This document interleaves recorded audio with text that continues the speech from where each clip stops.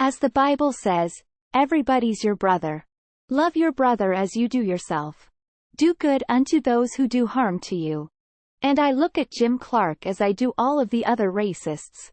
Those people may not be totally responsible, because they are weak and they live according to the way that they were trained. Many of them conceived in the bed of hated, and rocked in the cradle of discrimination. And when people come up like that, you have to blame the background as much as blaming the weakness of them. And there are so many people who are like that, particularly in the South. They are considered great leaders by the racists, and they succumb to whatever those racists want them to do. They will do it.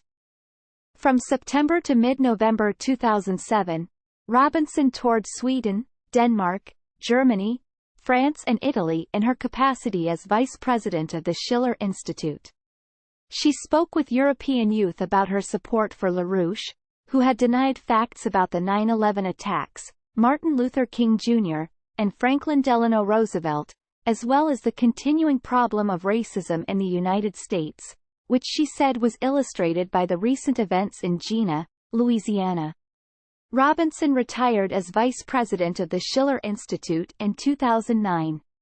In February 2011, aged 99, Robinson returned to her hometown of Savannah to address students at Savannah State University.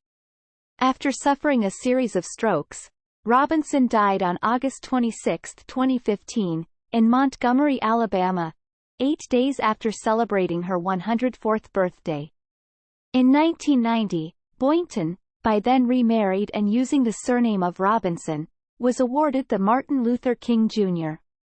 Freedom Medal. Her memoir, Bridge Across Jordan, includes tributes from friends and colleagues, including Coretta Scott King and Andrew Young. King wrote, in Bridge Across Jordan, Amelia Boynton Robinson has crafted an inspiring, eloquent memoir of her more than 5 decades on the front lines of the struggle for racial equality and social justice.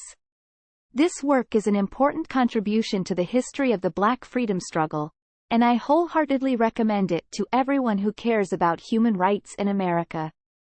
In 2014, the Selma City Council renamed 5 blocks of Lapsley Street as Boynton Street to honor Amelia Boynton Robinson and Sam Boynton. Robinson is played by Lorraine Toussaint in the 2014 film Selma, about the Selma voting rights movement and its Selma to Montgomery marches. Robinson, then 103 years old, was unable to travel to see the film. Paramount Pictures set up a private screening in her home to include her friends and family. A CNN reporter was present to discuss the film and her experiences at Selma, and she said she felt the film was fantastic.